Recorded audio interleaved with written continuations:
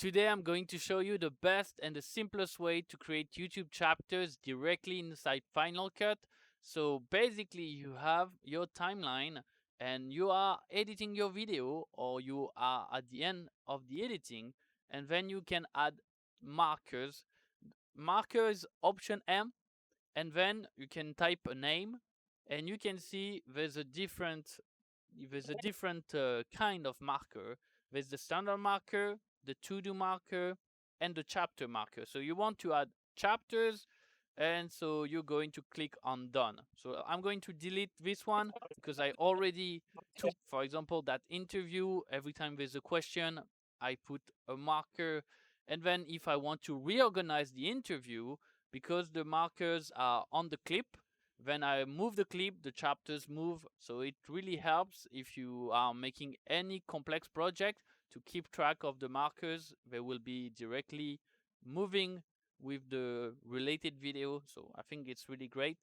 And so now you have the marker, you're going to export the video. That's going to be the video you normally export to YouTube. You can use that video to upload to YouTube. And the cool thing is, every time, because you have that markers, now every time on the video file there will be chapter information.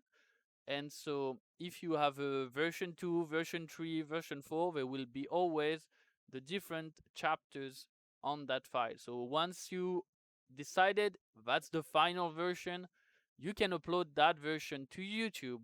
And then we're going to use a small tool that will use the chapters information in the file to generate chapters marker you can add into your description. So the tool is called Tube Chapters. It's on the App Store. If you like the project, just give a review. It will help a lot. And so you can then select or drag and drop the file you have exported. So here I've just exported that file you just saw on the interview. And so now I can see here all my chapters. If I don't have enough chapters or the chapter are too small, there will be warnings to help you avoid issue with YouTube. And then you can still, for example, you don't like that title you put, you can still do last minute difference. You do Control A, you have selected the text, Control C, you have so it's Command C, sorry, on Mac. You have copy the text and Command V, and you're going to paste it on the video. And now you can have a better SEO, and viewers can just find the right part of the interview they are interested looking.